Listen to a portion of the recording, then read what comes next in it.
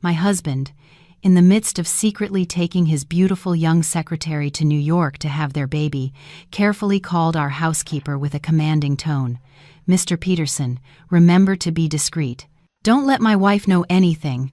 The housekeeper, a man who had served my family for over 30 years, simply replied with a single sentence, a sentence that left my husband stunned on the other end of the line and shattered his perfect world from that moment on. "Sir, Mr. Peterson's voice was firm. "Mrs. Anderson sold the $25 million mansion and left last week. I am Abigail, 32 years old, the only daughter of the chairman of the Thompson Realty Group. I grew up in the lap of luxury, sheltered and given the finest education. I had never known the sting of hardship or want, and I had once naively believed that my life would forever be a path paved with roses, especially after I married Michael. Michael was my first and only love. He was 3 years my senior, the lead architect in one of our corporation's subsidiary firms. He didn't come from a wealthy family, but he had talent, ambition, and a charming, sophisticated air. He won me over with his intelligence, his chivalry, and his promises of a love that transcended material things. My father, a seasoned veteran of the business world, was initially hesitant, but faced with my determination and Michael's excellent performance at work, he finally gave his blessing. Our wedding was a lavish affair, making headlines in countless magazines. After we were married, my father spun off the architecture firm, giving Michael full control as both a wedding gift and a test. We moved into a $25 million mansion in Beverly Hills, a wedding gift from my parents. 5 years passed. Michael's company grew, and he became one of the most successful young executives in Los Angeles. We had a beautiful son, Alex, and I believed I had the most perfect marriage in the world. He showered me with affection. My life was filled with designer gifts and luxurious vacations. I believed I had the most perfect marriage in the world. Until that fateful evening, Michael came home earlier than usual, holding a bouquet of deep red roses, my favorite. He hugged me from behind, his voice a low, indulgent murmur. "Darling, I have to go to New York on an urgent business trip tomorrow. There's a huge project that needs my supervision. I'll probably be gone for about 3 months. Will you and Alex be lonely here by yourselves?" My heart tightened slightly. 3 months felt like a long time, but I was used to his trips. I turned, wrapping my arms around his neck, and forced a smile. "Your work is the most important thing. Don't worry, Mr. Peterson, Alex, and I will handle everything at home." That night, he was unusually tender. He prepared a candlelight dinner himself, told me funny stories, and promised that after this trip, he would take me on a tour around Europe. I was lost in that sweetness, completely unaware that it was merely the final gentle act of a traitor, like a prisoner's last meal. The next morning, like the perfect wife, I woke early to make breakfast, tied his tie myself, and carefully double-checked his luggage. As he was about to leave, I thoughtfully handed him my brand-new iPad Pro. "Take this. It'll be more convenient. Your device's battery has been dying lately. I still have my MacBook at home." "You're the best, honey," he said, giving me a loud kiss on the forehead before hurrying away. I stood at the door, waving as his luxury car disappeared beyond the gates, a vague sadness welling up inside me. I had no idea that the very iPad I had given him was about to become a ticking time bomb, ready to detonate my perfect, rosy world. That afternoon, after finishing my work, I returned to the empty mansion. I suddenly remembered I needed to send some important design files to a partner, files I recalled saving in my photo album. I opened my MacBook, and my heart stopped. Thanks to the iCloud syncing feature that we had both forgotten to turn off, all the photos and data from the iPad I'd given Michael appeared right before my eyes. And there, among the work photos and architectural drawings, was a strange photo folder, carefully and tenderly named Little Angel. My hand froze on the trackpad as a sense of foreboding crept through me. I took a deep breath and clicked on the folder. A series of images appeared. They weren't pictures of me, nor of him. They were ultrasound photos. A 12-week scan, a 20-week scan, and the most recent one at 28 weeks. Beneath each photo were loving captions in Michael's distinct handwriting. "Daddy's boy is healthy. You kicked mommy today. Love you." And then I saw it. A picture of a young woman smiling blissfully, her hands cradling a baby bump, holding the ultrasound results. It was none other than Jessica Collins, the beautiful personal secretary Michael had hired 6 months ago. My strength drained away, my throat went dry, and a ringing filled my ears. I scrolled through the other photos. Pictures of them at a candlelight dinner, on vacation at a luxurious resort, and intimate, explicit photos taken in the bedroom of an unfamiliar apartment. But the final shock, the fatal blow, was a PDF file saved right next to them. Trembling, I opened it. It was 2 business-class tickets to New York. The departure date was that very morning. The length of stay was 3 months. And the passenger names were Michael Anderson and Jessica Collins. At that point, I couldn't even cry. Everything was painfully clear. The 3-month business trip, the important project, it was all a brazen lie. He had been cheating, had a child with his mistress, and was now using my money, my family's money, to take her to New York to give birth, to give his child with his mistress a perfect start. And I, his legal wife, still waiting at home, had been turned into a fool, a figurehead in my own marriage. The pain morphed into a cold, chilling rage. I had given him everything: love, trust, a career others could only dream of, and this was how he repaid me. I slammed the laptop shut. The look of despair on my face vanished, replaced by a frightening calm. My father had raised me to be a leader, not a victim. I would not break. I would fight. I walked over to the house intercom and dialed a familiar number. "Mr. Peterson," I said, my voice no longer that of the meek Abigail, but of the true lady of the house. "Come to my office. We have work to do." Immediately after the call, Mr. Peterson, the housekeeper who had been with my family since I was a little girl, appeared. He entered the office, a slender man with graying hair, but his back was straight, and his eyes always held a look of intelligence and devotion. He saw me sitting motionless before the MacBook, saw the images still displayed on the screen. He said nothing, only let out a quiet sigh, a sigh filled with pity and a knowing sorrow, as if he had seen this coming. Alone now with my most trusted confidant, my tough exterior began to crack. I dropped my head onto the desk, covered my face with my hands, and sobbed. I cried like a child. For my wasted youth, for my pure love that had been defiled, for that unborn child of a cheater, and for my own foolishness. The earlier calm was just a mask. Beneath it, my heart had shattered into a million pieces. Mr. Peterson stood there silently, placing a warm hand on my shoulder. He didn't offer empty comforts or advice. He knew that right now I needed to let the pain flow out, to wash away all the rosy illusions.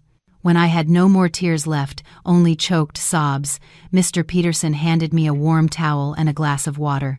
"Are you feeling better now, ma'am?" I nodded, wiping away the last of my tears. "Thank you." "In that case," he said, his eyes becoming incredibly serious, "we need to act now. Mr. Anderson has not only betrayed you emotionally, but he is also taking actions that are damaging your assets and the corporation's."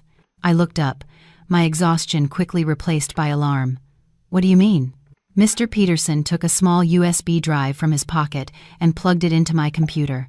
He opened a file protected by multiple passwords. "Ma'am, I began to notice Mr. Anderson's unusual activities about 6 months ago. As per the chairman's previous instructions, I have been quietly monitoring the financial activities of the subsidiary companies, including Mr. Anderson's architecture firm." "And what did you find?"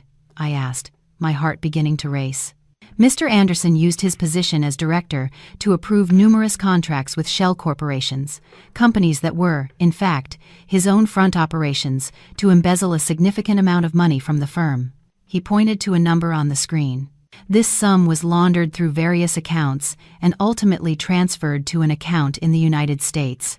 I stared at the number. Nearly $7 million. That figure was almost half of the company's capital. What was he planning to do with that money? "He was preparing for a new life in America, ma'am," Mr. Peterson replied, his voice cold, "with that secretary and their child. This 3-month business trip is, in reality, an escape. He has no intention of ever coming back. He planned to take all that money, leaving you with a hollowed-out company and its debts. Another knife, twisted deeper, more cruelly. He didn't just betray me. He was plotting to defraud me, to steal from the very company that had made his name a company built with my family's money. He wanted me to lose everything, both love and fortune. Rage surged through me, overpowering the pain. "Fine, Michael," I seethed. "You want to play hardball? I'll play." I looked up, meeting Mr. Peterson's gaze. My eyes no longer held weakness or sorrow, but the steely resolve of someone pushed to the edge. "Mr. Peterson," I said, my voice firm and powerful, "the plan for revenge begins now. I don't want a messy, dramatic confrontation. I won't lower myself to their level. I want to hit him where it hurts most, his career and his money." "What would you like me to do, ma'am?" Mr. Peterson asked, his eyes glinting with readiness. "First," I said, "contact the top real estate brokers immediately. I want to sell this mansion. Sell it right away." "Sell it now, ma'am?" Mr. Peterson was slightly taken aback. "But a rush sale will significantly lower the price." "I know," I interrupted. "But I need the liquid cash to avoid legal complications later, and I need him to feel what it's like to come back and have no home to return to. A small loss in value is acceptable. Set the condition. Whoever can pay in full within 48 hours gets the house. I want him to understand that when you provoke a lioness, you can't escape, even if you run to the ends of the earth." Mr. Peterson bowed his head. "I understand, ma'am. I will proceed immediately." He left, leaving me alone in the vast room. My tears were dry, my pain forged into strength. In this game of chess, I wouldn't just reclaim what was mine. I would make him pay a price 100 times dearer. My order was given, and Mr. Peterson, with the efficiency of someone who had served a tycoon's family for decades, acted instantly. Within an hour, news that the owner needed an urgent sale of the 10,000-square-foot Beverly Hills mansion was sent to the top sharks in the Los Angeles real estate market. This mansion was no ordinary property. It was one of the most iconic estates in the area, built by my father with meticulous care. Every detail, from the pavers in the courtyard to the state-of-the-art security system, was the best of the best. Its market value at the time was no less than $25 million, and most importantly, it was solely in my name, Abigail Thompson, a private asset gifted to me by my parents upon my marriage. This was my ultimate trump card. The news that such a rare gem was on the market created an immediate frenzy. But the condition I imposed was what truly sent shockwaves. A selling price of $22 million, nearly 15% below market value. The only catch was that the buyer had to pay the entire sum in cash or by wire transfer within 48 hours. Mr. Peterson's phone was ringing off the hook. Brokers and real estate magnates couldn't believe it. "Is this for real, Mr. Peterson? Why is Mrs. Anderson selling in such a hurry? Is the family in some kind of trouble? There has to be a story here. No one would sell a masterpiece like that at that price." Mr. Peterson gave a uniform reply, following the script I had laid out. "The family has a private matter to resolve urgently. Mrs. Anderson does not wish to elaborate. Anyone with serious interest and the financial capacity may view the property. We will not entertain curiosity seekers." The mystery and urgency only made the deal hotter. That very afternoon, a parade of luxury cars lined up outside my mansion's gates. They came not just to see the house, but to try and uncover what had happened to Chairman Thompson's family. I didn't show my face. I just sat in my second-floor office, watching everything on the security monitors. I gave Mr. Peterson full authority to handle the viewings. He led them on a tour, highlighting the amenities and repeating the condition of a single payment within 48 hours. Many balked at the stringent payment term, but among the ultra-rich, there was never a shortage of people ready to seize a bargain. By that evening, a serious contender had emerged. It was Mr. Harrison, the owner of a major hotel chain and a formidable figure in the business world. He inspected the house thoroughly without a word about the price. He asked Mr. Peterson only one question: "Is the lady of the house certain about her decision?" Mr. Peterson simply nodded. "Very certain, sir." "All right," Mr. Harrison said decisively. "I'll be back tomorrow at 9 a.m. with my lawyer and a briefcase with the deposit. If all the paperwork is in order, $22 million will be in the lady's account 24 hours later. Everything happened even faster than I had anticipated. The historic deal was sealed in less than 12 hours. The next morning, at precisely 9 o'clock, Mr. Harrison and his team arrived. The paperwork was processed swiftly under the supervision of top lawyers from both sides. All I, in the guise of a fallen heiress, had to do was sit there and sign. When the last signature was down and the text alert confirming the $22 million transfer to my secret Swiss bank account appeared, I finally let out a sigh of relief. The first strike had been a resounding success. I had converted a fixed asset into a massive stream of cash, ready for my next moves. The news that the $25 million mansion had been sold in a single day spread like wildfire. The neighbors couldn't stop gossiping. "Oh my God, did you hear? The Andersons' house is really sold, so fast. They must have gone bankrupt." I heard her husband's business failed. Poor girl, so young and already having to sell her house to pay his debts. I heard it all as the moving truck arrived. I had instructed Mr. Peterson to have only my personal belongings and my parents' heirlooms packed. The rest, all the expensive furniture that Michael had handpicked, I left behind. I didn't want to take anything that reminded me of that deceitful past. As I walked out of the gates for the last time, I turned back to look at the house. It had once been my home, my paradise. Now, it was just an empty memory. But I wasn't sad, because I knew this wasn't an end. It was a beginning of a war I was certain to win. The car carrying me didn't go to some temporary shelter. It drove straight to another luxurious penthouse in the heart of the city, one of the properties my father had secretly set aside for me. From here, I would start to rebuild my life.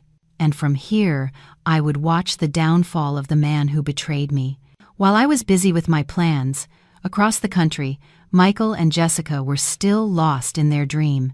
They had no idea that the house they planned to return to no longer belonged to them. My move was quick and quiet. While all of Los Angeles was buzzing about the lightning-fast sale of the mansion, I was already settled into a luxurious penthouse in one of the city's most secure buildings, a place no paparazzi or private investigator could reach. From here, through vast plate glass windows, I could see the entire city skyline. But in my eyes now, Los Angeles was not a city of glamour but a giant chessboard, and I was the one controlling the most important pieces. Selling the mansion was just the first move, a preemptive strike to cut off Michael's retreat, but I knew it wasn't enough. He still had money, other assets in the country, and most importantly, he still held the title of my legal husband. I needed to tighten the noose, to strip him of everything, leaving him no escape route. The very next morning, my legal team and I began the second phase of the plan, asset liquidation and seizure. The first task was to deal with the immense fortune I now possessed. In addition to the $22 million from the house sale, I had another $10 million from my personal trust fund in various savings accounts, totaling $32 million, a figure that would make anyone's head spin. I couldn't leave this money in domestic banks. I knew that once Michael realized what was happening, he would frantically try to freeze my accounts, using the law to claim his share of our marital assets. With the help of top financial experts from the Thompson Group, the entire $32 million was skillfully withdrawn and funneled through various investment channels, from stocks and bonds to funds in Singapore. Ultimately, it was all legitimized and transferred into a secure residency account my father had set up for me in Switzerland. Within 24 hours, on paper, Abigail Thompson in the United States had become practically penniless. While the money was in transit, I simultaneously took the decisive legal step. I sat with my lawyer and signed a petition for a unilateral divorce. Accompanying it was not some tearful, emotional plea, but a thick file of evidence that Mr. Peterson had collected: photos of Michael and Jessica at the airport, bank statements proving he had embezzled $7 million from the company, and even audio recordings of his conversations with his mistress, admitting to the affair. With this evidence, my lawyer said confidently, not only can we secure a swift divorce, but we can also petition the court for an emergency injunction to freeze all assets registered under Mr. Anderson's name in the United States to ensure the execution of the judgment. And that was exactly what I wanted. I didn't need a single penny from those assets. The Audi he drove, the condo he bought for his parents, his meager shares in the architecture firm, all of it was pocket change compared to what he had taken from me. But I wanted to seize them. I wanted him to taste the feeling of powerlessness, the feeling of having everything frozen, just as he had frozen my heart. The petition was filed, and just one day later, an emergency injunction was issued. Every bank account in the name of Michael Anderson was frozen. All transactions related to his assets were suspended. The net had been cast perfectly. In New York, he would soon have no home to return to. In the rest of the country, he wouldn't have a cent to his name. He was completely isolated, cut off from all resources, like a caged animal backed into a corner. Everything was completed in just 3 days. 3 days to change a destiny. I sat in my penthouse, looking down at the city lights, feeling strangely calm. I didn't feel triumphant, just a deep exhaustion after a grueling mental battle. Just then, Mr. Peterson entered, holding a vibrating phone. "Ma'am, it's Mr. Anderson." I glanced at the screen. The call was from a New York number. A week had passed since he left. He was probably calling to check on the wife he thought was still waiting for him at home, and also to start giving Mr. Peterson his orders. I didn't answer. I just handed the phone to Mr. Peterson. "Take the call," I said, "and say exactly what I told you." Mr. Peterson nodded, answered, and put the call on speaker. A familiar, smug, and condescending voice filled the room. "Hello, Mr. Peterson. Is everything all right at home?" "Yes, sir. Everything is as usual." "Good. Remember to be discreet. Don't let my wife, Mrs. Anderson, know anything. Just tell her I'm busy in meetings all day. If anyone asks, you say that. Got it?" I sat there, listening silently. The same commanding tone, the same lies without a hint of remorse.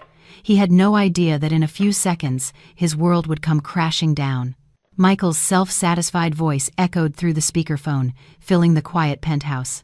He was still deep in his role as a powerful executive, believing that everything back home was under his control and that his gentle wife was dutifully waiting for him. He was oblivious to the fact that the person listening to his commands was not just the old housekeeper, but also me, the wife he had just mentioned. Mr. Peterson maintained his usual composure. He glanced at me, as if seeking final permission. I gave a slight nod. It was time. "Sir," Mr. Peterson began, his voice no longer the deferential tone of an employee, but the firm, clear voice of someone delivering an irrefutable truth. "There is something I think you need to know." "What is it?" Michael's voice on the other end was still condescending, slightly annoyed at being interrupted. "Did my wife go on another shopping spree?" Mr. Peterson ignored the question. He spoke slowly, each word a hammer blow against Michael's arrogance. "No, sir, it's not that. Mrs. Anderson sold the $25 million mansion and left last week." A pause. A suffocating silence stretched for several seconds on the other end of the line. I could picture Michael's face at that moment, the smugness vanishing, replaced by utter disbelief. What did you just say?" He finally managed to stammer, his voice strained and unrecognizable. "Sold the house? Are you kidding me? Why would she sell the house? Who did she sell it to? For how much?" A frantic barrage of questions tumbled out. He didn't ask why I left or where I had gone. His first concern was still about the money. "Sir, I do not know the details," Mr. Peterson replied, his tone still level. "I only know that Mrs. Anderson completed all the procedures very quickly. The house has a new owner, and she has moved out. She didn't say where she was going." "No way. Impossible," I heard Michael roar through the phone, followed by the sound of something shattering. She dared to do that behind my back? What right does she have to sell that house? That's our house." "Sir," Mr. Peterson responded coldly, "according to the legal documents, the mansion is registered solely under the name of Mrs. Abigail Thompson. It is her personal property, acquired before the marriage. She has the absolute right to dispose of it." Another silence. This time, I could hear Michael's ragged breathing. He had been cornered by the very law he sought to exploit. He knew Mr. Peterson was right. The house, the biggest prize he had always coveted, was something he could never touch without my consent. "So, where did she go?" he asked, his voice now laced with desperation. "I don't know, sir. She left no message. She only said, 'If he calls, tell him the game is over.'" "The game?" "Yes," Mr. Peterson continued, delivering the final blow. "She also asked me to relay that she has a surprise for you. Perhaps you should check your bank accounts." With that, without waiting for Michael's reaction, Mr. Peterson decisively ended the call. The penthouse fell silent. I sat there, feeling no satisfaction, only emptiness. The curtain had fallen on Act 1. On the other side of the country, in a luxury apartment in New York, a true nightmare was just beginning. After the shocking phone call, Michael frantically tried to call Mr. Peterson back, but to no avail. He called me dozens of times, but my phone was already lying dormant in a drawer. He called his parents. "What? Sold the house?" His mother, Mrs. Anderson, shrieked over the phone. "Impossible! She really did that?" His father was calmer, but his voice was filled with anxiety. "Son, calm down. She's probably just upset about something. Your mother and I will go check on the situation." But when they arrived at the mansion, they were greeted only by a locked iron gate and a team of unfamiliar security guards. "Sorry, this is private property. You can't enter." True panic set in. Michael started checking his accounts.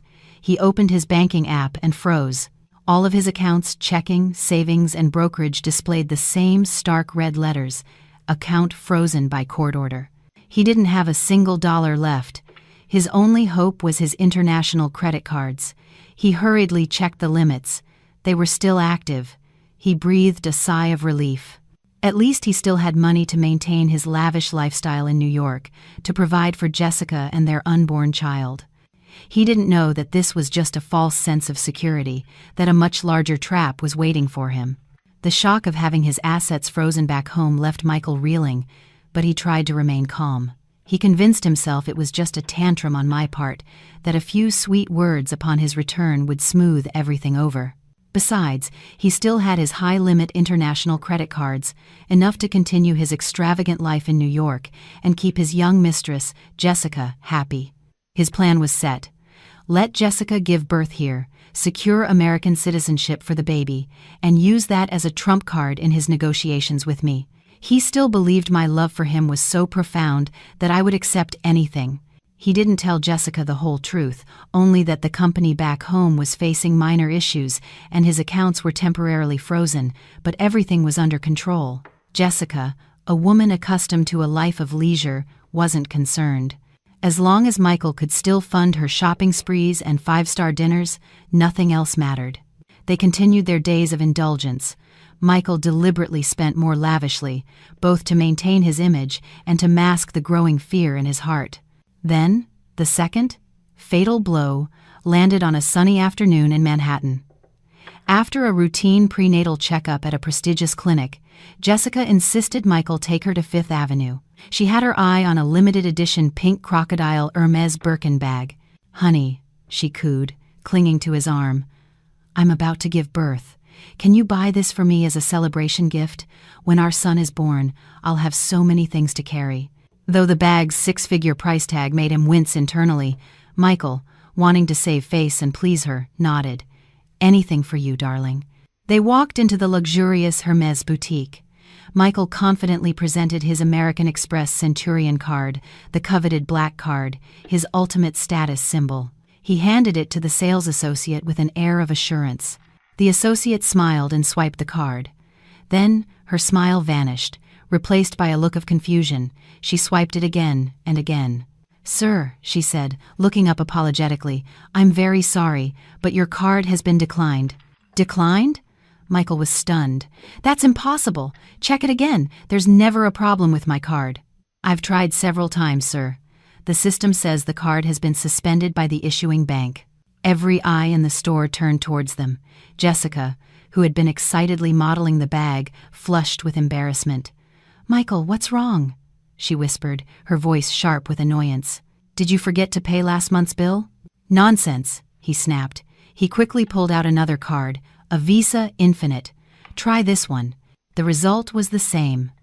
"Sir, this card is also declined." Now, real panic seized Michael.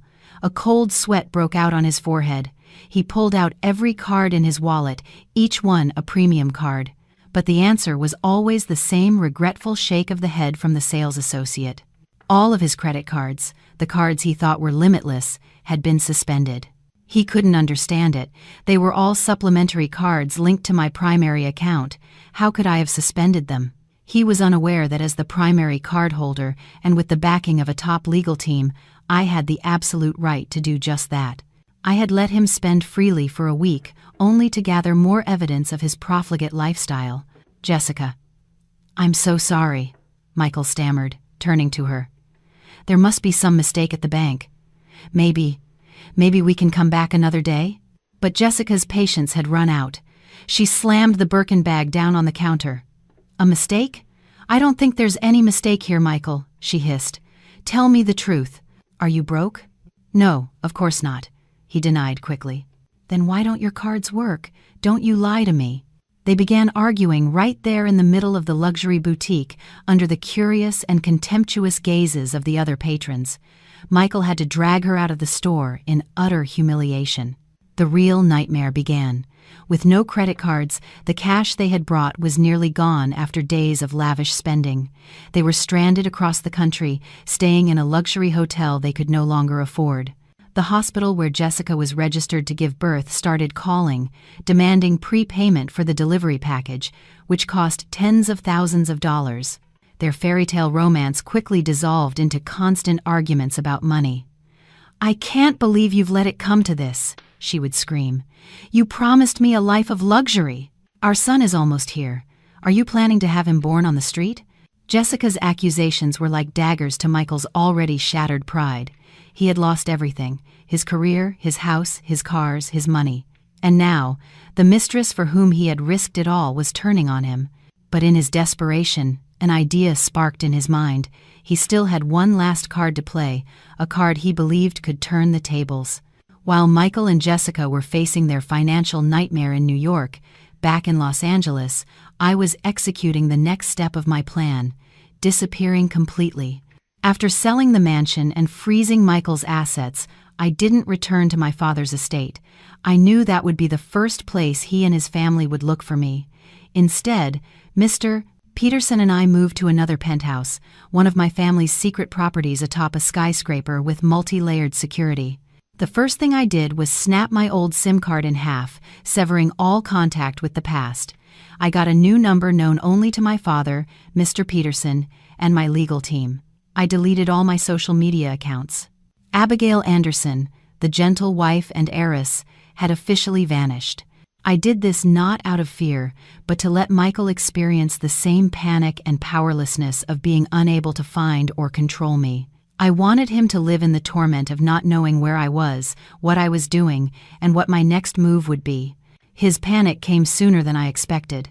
In New York, after the credit card disaster, Michael frantically called my old number, only to find it disconnected. Dozens, then hundreds of calls went to a number that no longer existed. At first, his messages were angry threats. "Abigail, what game are you playing? Reactivate my cards now. You think this scares me? Don't push it." But when his messages were met with absolute silence, his tone began to change. The arrogance vanished, replaced by confusion. "Abby, I'm sorry. Where are you? Please pick up. I know I was wrong. Come back. Let's talk. We can fix this." And finally came the desperation. "Please, just answer me. I'm completely broke. Jessica's about to give birth. You can't be this cruel." I read the messages, forwarded to me by Mr. Peterson through a tracking system, with no emotion. Cruel? Compared to him abandoning me, this was mercy. Unable to reach me, Michael called our mutual friends, but they had all received the same instruction. "I'm fine, but I don't want to be disturbed." No one knew where I was. No one could give him any information.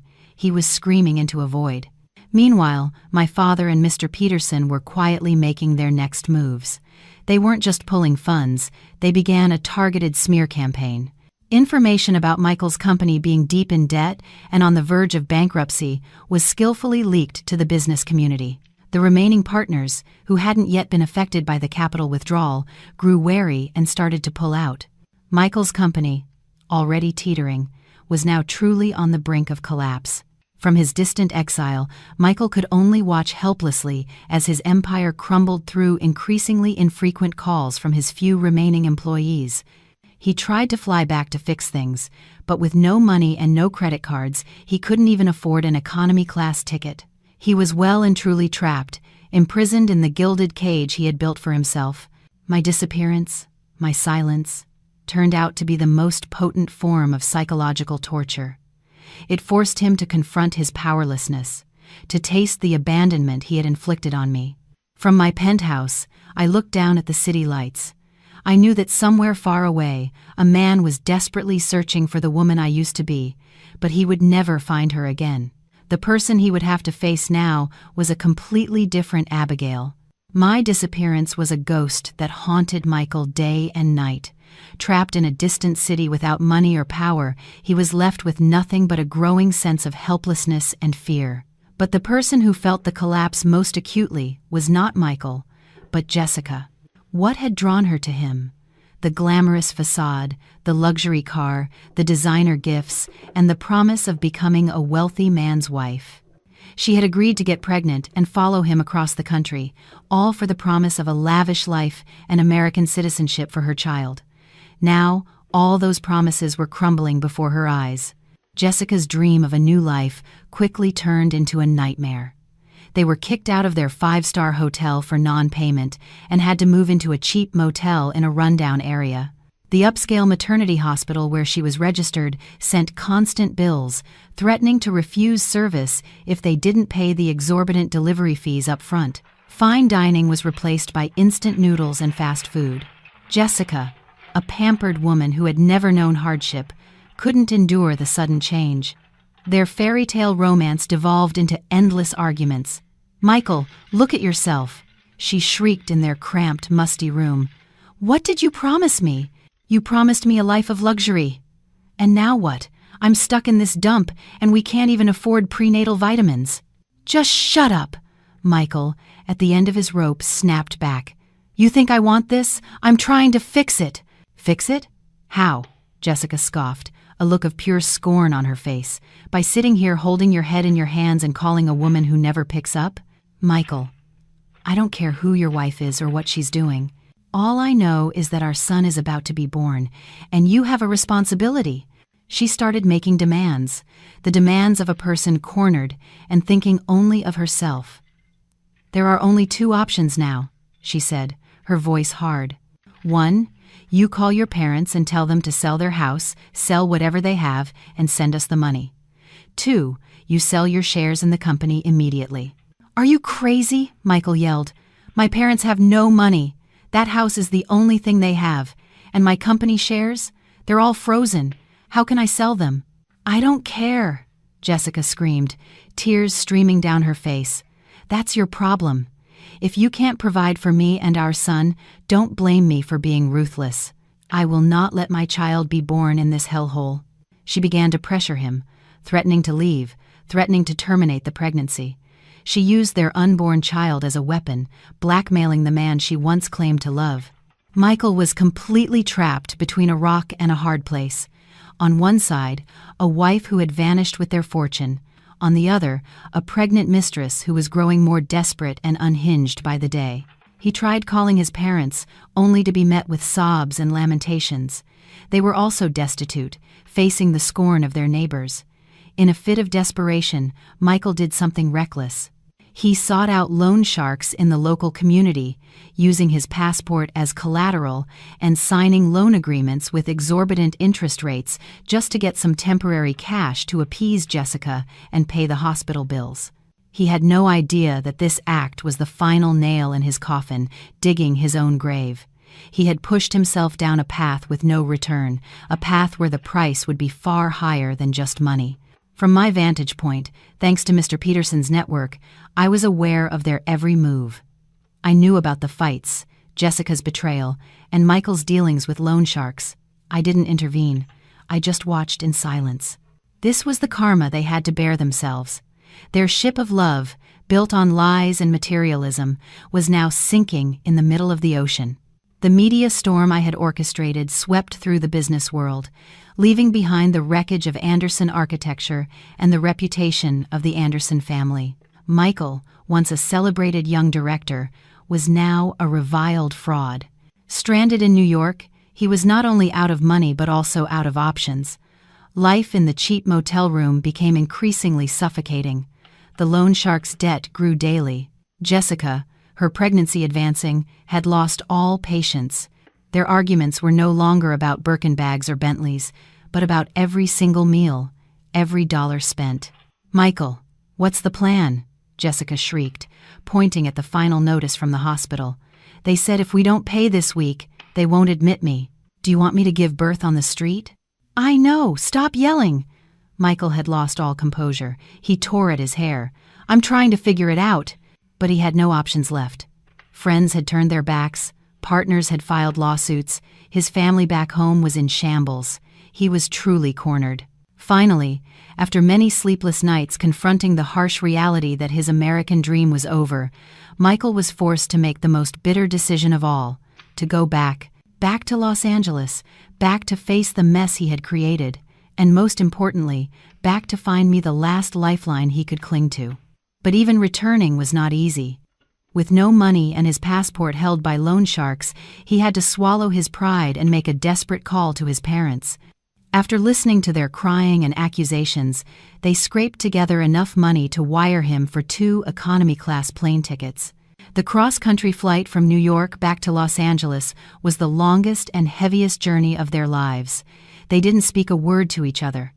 Michael was consumed by anxiety and fear of what awaited him. Jessica just stared out the window, silently plotting her own escape. Her dream of a wealthy life was over. The plane landed at LAX on a sweltering afternoon. As Michael and Jessica, looking exhausted and disheveled, dragged their cheap suitcases through the arrivals gate, they weren't greeted by family. "Mr. Anderson, we've been looking all over for you." A group of menacing-looking men, led by a large, heavily tattooed man, suddenly surrounded them. They were his creditors, the shareholders he had defrauded, who had read the news of his escape and had been waiting at the airport for days. Who are you?" Michael's face went pale. He instinctively pulled Jessica behind him. "Who are we?" the large man sneered. "We're your creditors. You took our money to go have a good time with your little mistress, and now you're pretending you don't know us?"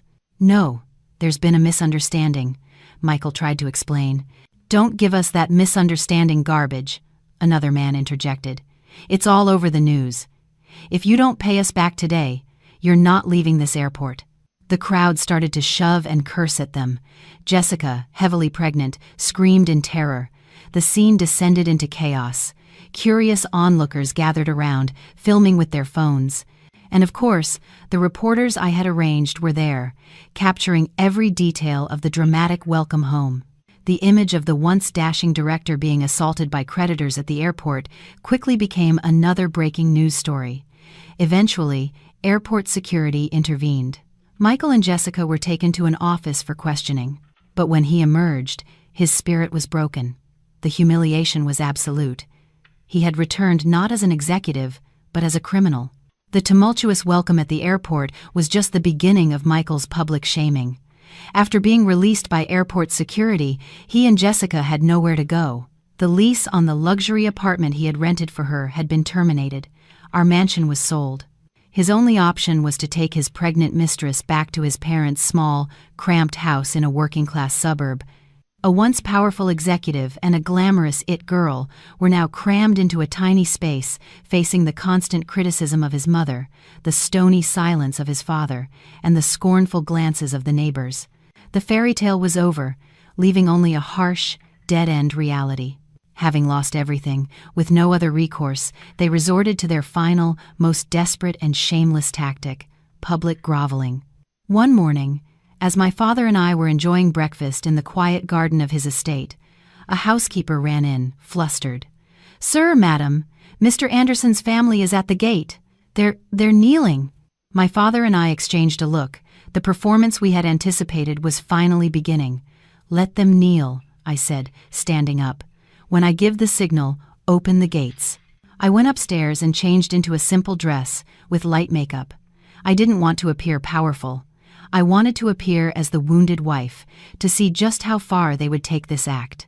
On the security monitor, I saw the three of them, Michael, his mother, and his father, kneeling before the massive gates. His mother was wailing dramatically for the benefit of the curious onlookers. Oh, the injustice! My daughter-in-law is angry with my son and left him. Now my son has come back to apologize, and she won't even let him in.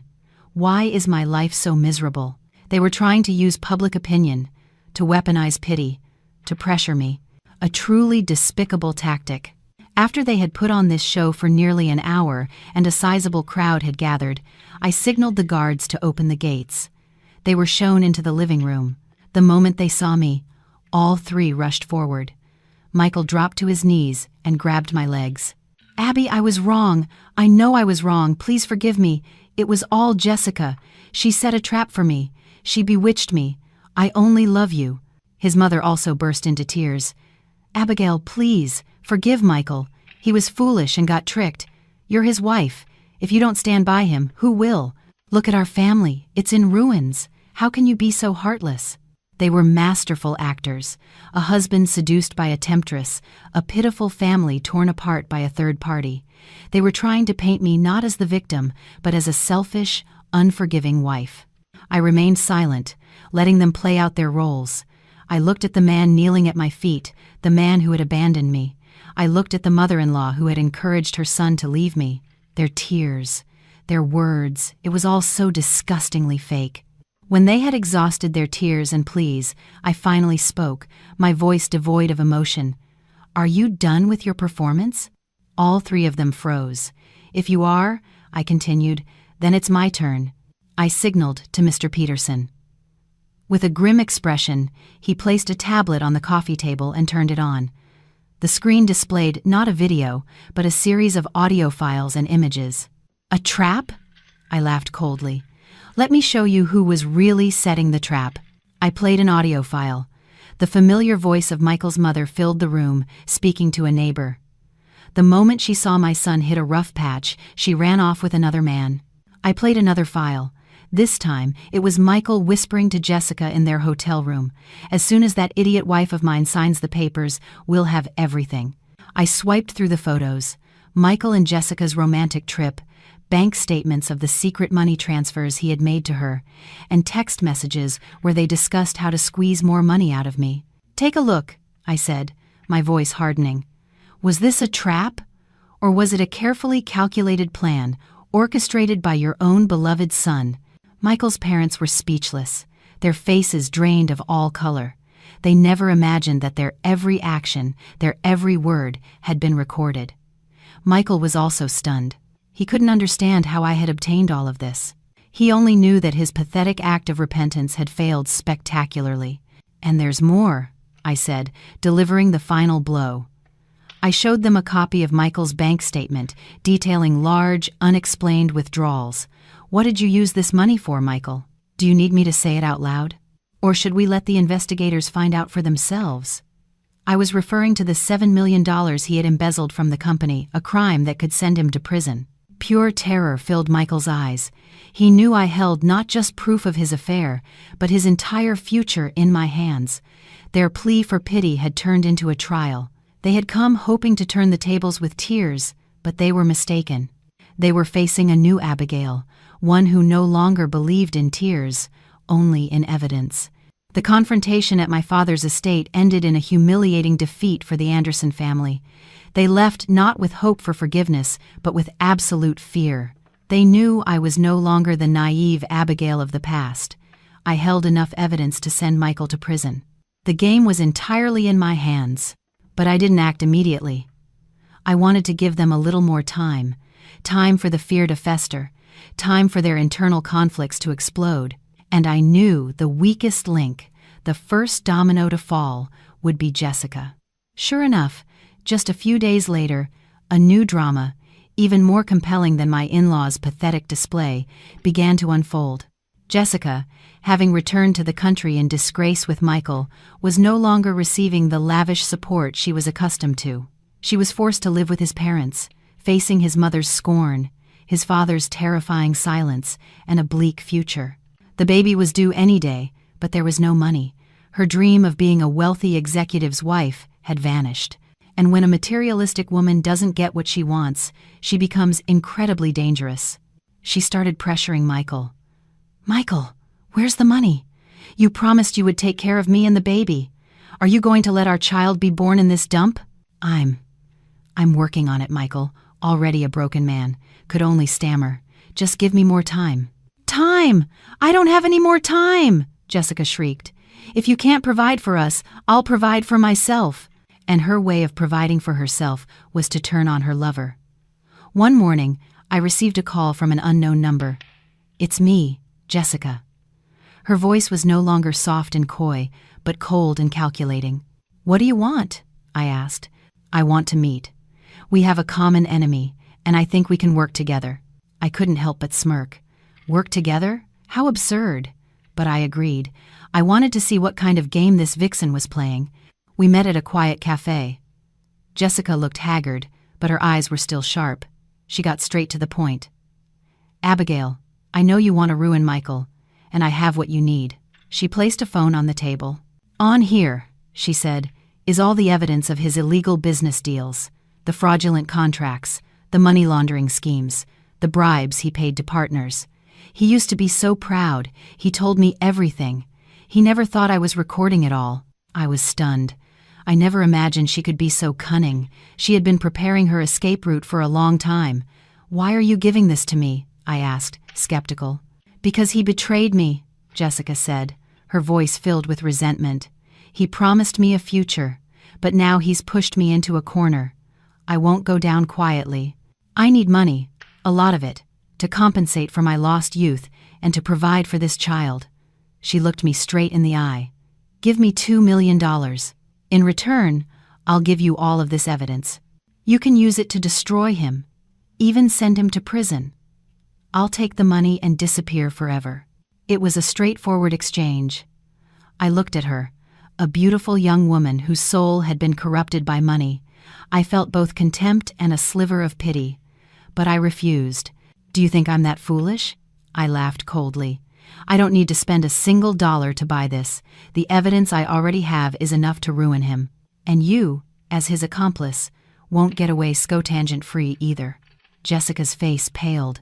She hadn't expected me to be so firm. "But," I continued, "I can offer you another option.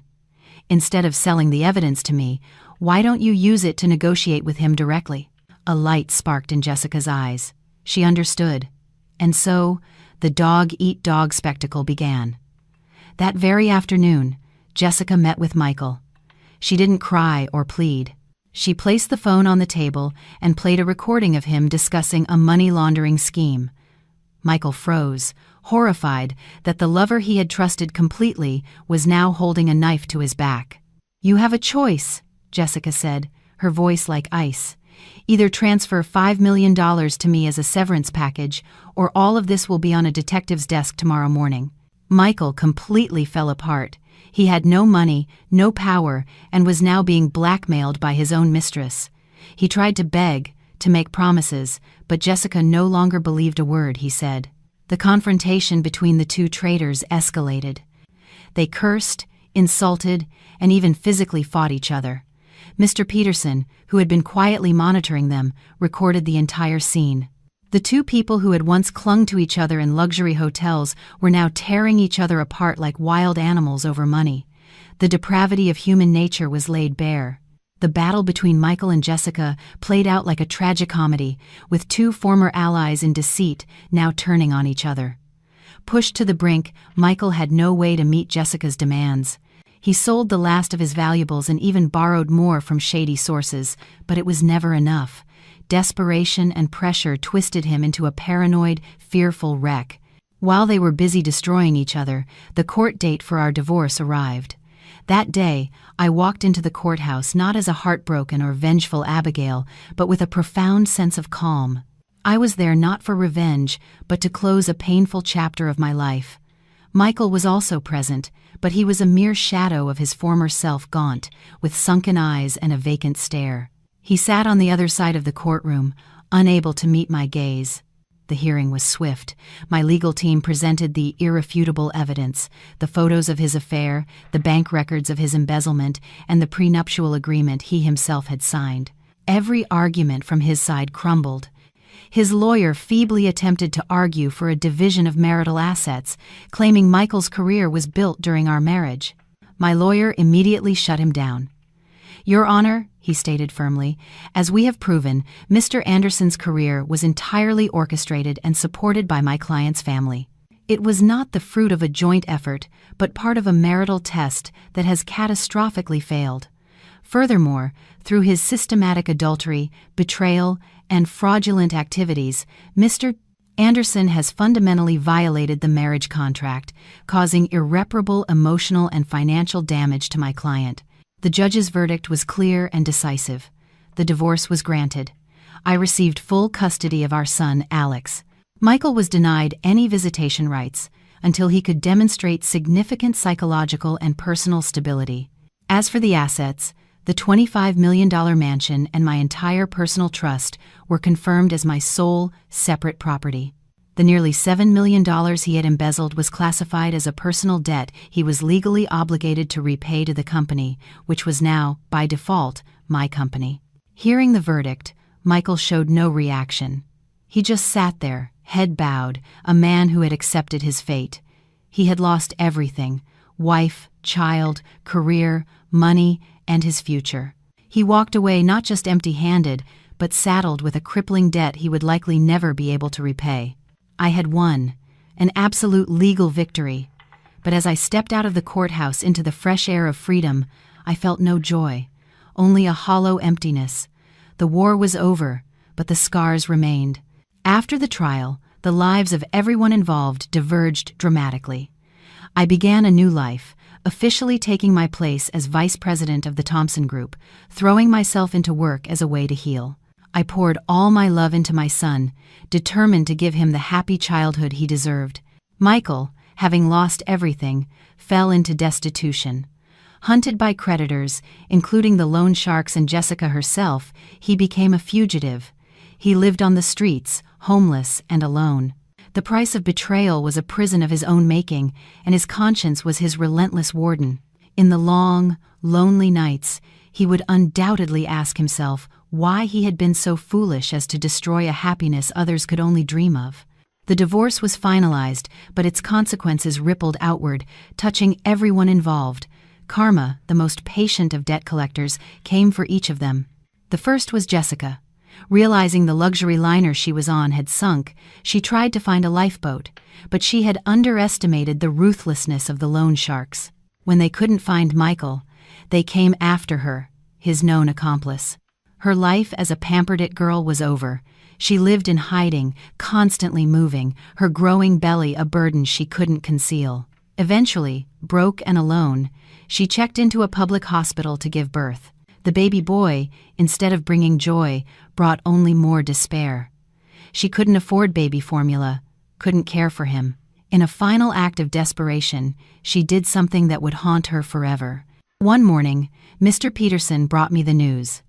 A newborn baby had been found abandoned on the doorstep of Michael's parents' home, along with a short, desperate note from Jessica. She claimed the child was Michael's and that she was leaving him in their care. With nothing left, she was going somewhere far away. Michael's parents, already devastated by their son's downfall, were faced with a new tragedy. They didn't know what to do with the baby. They had no money, no energy, and above all, no certainty that he was even their grandchild. The weight of it all crushed them. And then, karma finally caught up with Michael. After months on the run, he was arrested not for his debts, but for a more serious crime. Using the evidence I had provided of the $7 million embezzlement, the police had issued a warrant for his arrest on charges of felony grand larceny. The mugshot published in the news was shocking.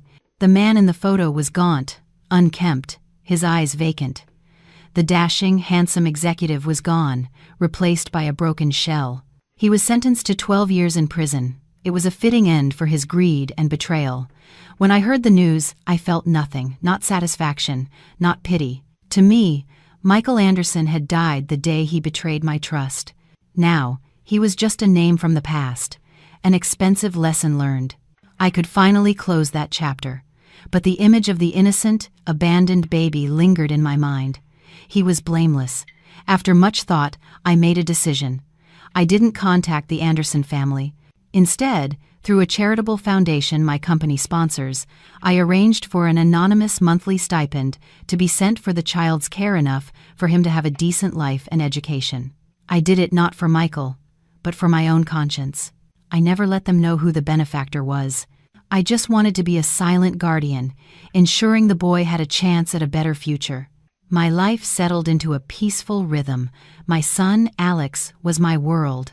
But sometimes, in the quiet of the night, I wondered if my heart could ever truly open up again, or if the scar of betrayal would forever remain. 3 years passed. 3 years, long enough for the storm to subside and for the deepest wounds to begin to heal. My life was finally, genuinely peaceful. I was no longer the sheltered heiress or the vengeful wife. I was a mother, a businesswoman, and a woman learning to love herself again. Under my and my father's leadership, the Thompson Group thrived. But my greatest success wasn't in revenue figures or real estate projects, it was Alex. My son was now 4, a smart, lively, and incredibly affectionate little boy. He was the sun that lit up my world. As for Michael and Jessica's son, I continued the anonymous support. I had named him, in my private thoughts, Ethan, hoping his life would be bright. His grandparents were raising him. I heard that after everything, Mrs. Anderson had changed. She was no longer greedy or arrogant, but lived quietly, pouring her remaining love into her grandson. Perhaps it was her way of atoning. I thought my life would continue on this quiet path. Just me and my son. The scar of betrayal, though faded, made me wary of new relationships. I had built a fortress around my heart, until one day, a man appeared who patiently began to melt the ice. His name was David Chen, the lead architect on a major project our company was developing. He wasn't handsome in the flashy way Michael was. He had a steady, gentle presence, a kind smile, and expressive eyes. We first met during a tense meeting where I was sharply criticizing a design proposal. He didn't argue, he just listened silently. Later, he presented a completely new concept that not only solved all the issues I'd raised, but exceeded all expectations. His talent and humility intrigued me. We started talking more, not just about work. He told me about his travels, his passion for photography. I told him about Alex, about the small bakery I dreamed of opening one day. Being with him felt strangely peaceful. He didn't try to win me over with grand gestures or expensive gifts. He was just there listening, understanding, sharing. He knew about my past, everyone did, but he never asked, never pitied me. He just looked at me with respect. "You are incredibly strong," he told me once. "Anyone who has been through what you have deserves to be happy."